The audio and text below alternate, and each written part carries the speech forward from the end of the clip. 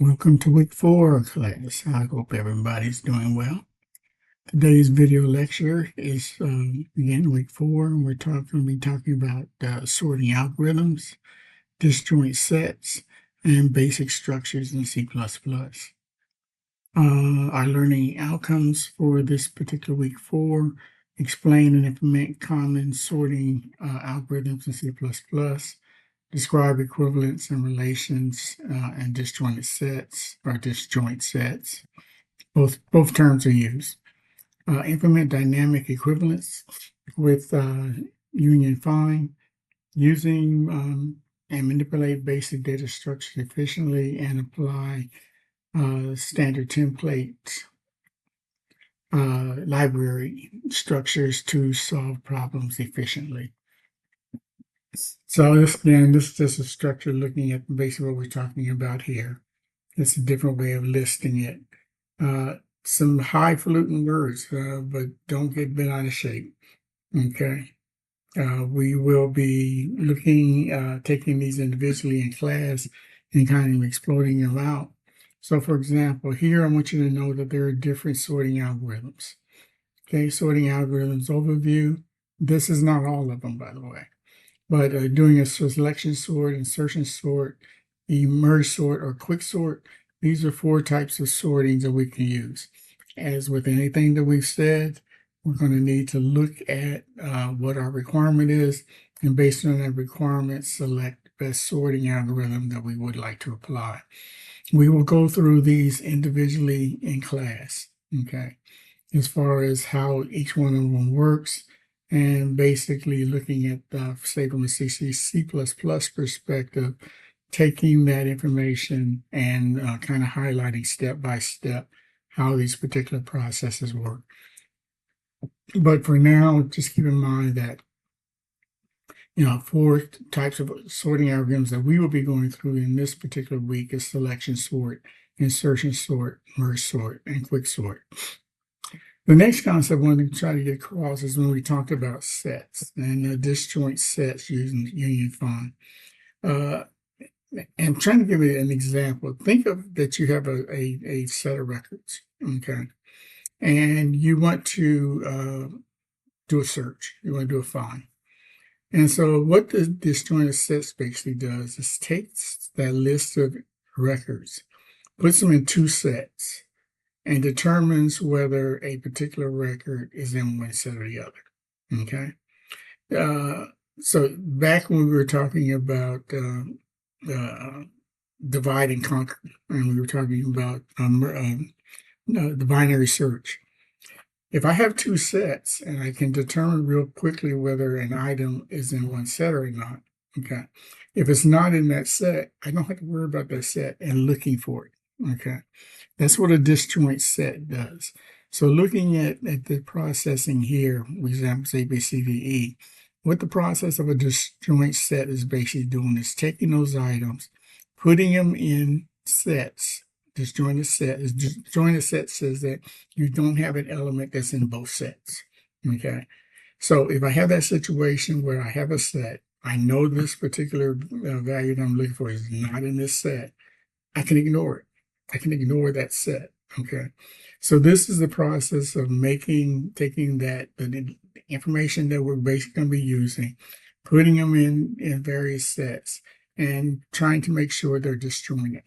Another thing we could be doing is taking that information, if we know they are disjointed, okay, putting them in a union, combine those 2 sets together. And now it even gets better because I've made a larger number of records in a set that I know that what I'm looking for is not in it. Okay. So we'll be going over that in class, but that's just a process, about making sets, finding X, and union. Kind of a quick way to search for information that I might be looking for. Okay, so for vocabulary, arranging elements in a specific order, ascending, descending, duh. Okay, but we're going to be doing a very deeper dive on this as far as the algorithm part of it. Equivalence rotation, equivalence relation In this particular case, a relation that is reflective, symmetric, and transitive. We'll be talking about each one of those. Disjoint sets, we just talked about that, a collection of non-overlapping sets. Elements in the set are equivalent. It means they're associated with each other. Union find as data structure that supports union and find operations on disjoint sets. And basic structure, fundamental data structures such as arrays, stacks, queries, and vectors, queues and vectors. Okay, so some of the stuff we've already covered, but just kind of an overview that in week 4, this is what we're going to be attacking. Why this matters? The very thing I'm putting at the top is search algorithms. With search algorithms, I want to be able to avoid having to search and checking every record in the set. Okay, that's the ultimate. Okay, is that I can search for records and I only have to look at a limited number of them in order to find information that I want. So search algorithms, number one, in as far as the sorting algorithms and the disjointed sets, database indexing, okay, finding records, network connectivity, okay, are two networks connected to each other, schedule and resource management, okay, security and authorization. These particular processes all use the concept of sorting algorithms and the disjoint sets. Everyday examples, sorting items by price, grouping friends into different groups, make sure they're not in the same group, stack of books on the shelf, basic structure, a stack, using tools from a well-organized kit, okay, STL. This is basically saying, here's my library that I can go and look at various structures or containers that are available to me that I might choose to use. So it's really a kind of a give me what data do I need to store? What do I need to, why do I need to store? What do I need to do? Okay, let's go to the library and see if we can find a container that will handle that situation. Okay, here's an example. Again, we'll be going through the other sorts in class. This is looking at the implementation of insertion sort. Okay, don't get bent out of shape right now, other than, this is the code for it, but we're going to be outlining more specifically what is the basic structure, okay, that we're going to be using in order to determine whether I want insertion or when I want selection. So in this particular case, this is for sorting. This is doing a union find, okay, on a set. We'll be talking about that. And here's the vector example. We had another one of these previously as far as pushing things onto the vector and pulling from it. But this is a vector example. Falls under the standard, okay, the basic structure, okay, that we have available. Here, code walkthrough insertion sort. Here we're talking about selection sort. Here's the insertion sort. We're going to go over this in class so that you'll be very familiar with the processes. Okay. This is kind of the running through the array. How does that array change as we insert into it? And they said one by one, we'll be going through these processes, these algorithms. So at least to enough to where you can say, hey, I don't want to do an insertion sort because of A. I do want to do a selection sort because of B. Okay. So we're going to be getting into that, and we'll be doing that as a deep dive in class.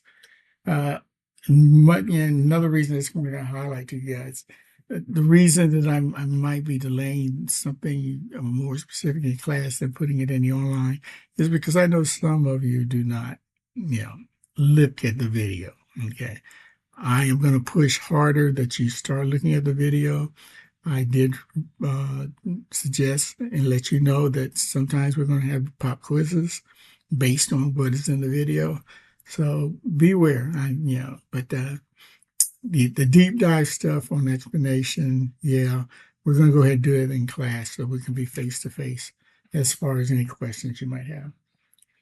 Okay, common student mistakes when we're talking about sorting, wrong comparison in the sort, using instead of or vice versa, causes incorrect ordering, and using the wrong, comparing the wrong things in order to sort.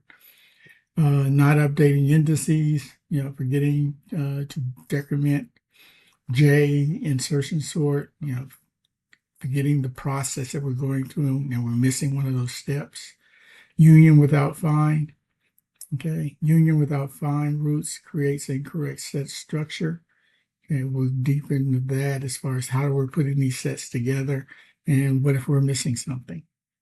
Ignoring duplicates. Duplicates must be handled carefully in structures. Anytime we do a process, we have to take into account that there might be duplicates. Okay, so if that's the case, how does that affect the processing that I'm going through? Okay, as far as this general knowledge check questions, what sorting algorithm has the best average time complexity? What is their best O number or O value? What is the purpose of the find operation in the union find? Why is the path compression used in union find? What is the difference between an array and a vector in C++? And what STL container maintains unique elements automatically? Go into that library. Which one should I choose? So these questions, again, take your time to look them up and be prepared that when we come on Thursday, we'll be able to kind of include this in the discussion while we're doing a deep dive into the summary. Okay, so just kind of a highlight on the main things. Different algorithms are better for different situations. Union find helps manage connectivity and equivalency efficiently. Okay. Efficient algorithms and structures save time, memory, and computing resources. STL provides powerful tools to simplify complex operations. Test with small cases first, then handle edge cases and duplicates as far as what is the strategy that we will use in order to test our code. We build a sorted portion left to right. When we're talking about insertion sort, we'll get into the deep dive of that in class. Okay. And then the questions itself. So disjointed sets used in finding information, sorting, putting things in sorted order. Those are the two main functions that we're basically going to be adjusting, that we will be discussing in week 4. So have a good one, and we will see you on Thursday.